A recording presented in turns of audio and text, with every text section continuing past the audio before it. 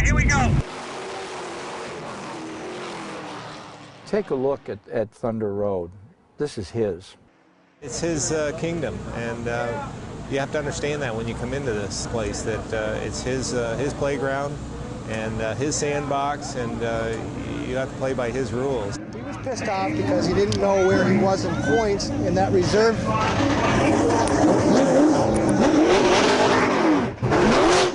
Tom Curley has got that Irish personality. He's an easy guy to conflict with. I mean, we've had our go-arounds over the years. I think anybody that's worked with him or around him for probably any length of time has probably had a run-in with Tom Curley. Yes or no, right now. We don't have any time for him to have a dialogue. Make his mind up. He wants to go in or he doesn't. Have him say yes or no right now to you. I want the answer.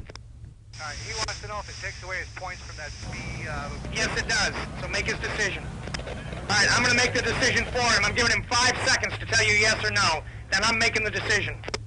I've never wanted to be mediocre or bland. And I'm glad people love me or hate me. I think the ones that hate me are jealous of some of the successes that we've had, or they don't like the style. I don't know any other style. I'm an Irishman that only knows one way to get it done, and that's somewhat times volatile. He's the best leader that I've ever encountered. Tom will never ask anybody, whether it's a member of his team or someone he encounters, to do anything that he's not willing to do. You need to respect the fact that I adore all of you for what you do, that this place doesn't work without you, that this organization doesn't work without you, and that this thing becomes very mediocre. And that's not acceptable to me.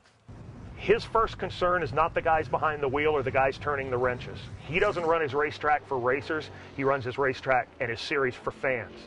And the case in point, and I've seen it maybe a half dozen times in the last 25 years, if his racers throw off 4 or 5 cautions in the first 20 laps and it's turning into a garbage show, he will red flag the race, and I've seen him do it. Walk right down through the grandstands, go out onto the racetrack, pull every driver out of their race cars, and read them the riot act in front of God and the world. And maybe for good effect, he'll put his fist through somebody's windshield before it's all over. There's only 10 laps left. They've torn these things up. They have absolutely no percentage in coming back out here. They have no chance. They're just going to risk tearing them up again. I mean, the day is over. They've got to learn how to accept that. If you walk into my office, on the side of my wall, there's a huge painting. And it's a painting of 2 12-meter sailboats at the America's Cup. And there's one with the British flag on it, and there's one with an American flag on it.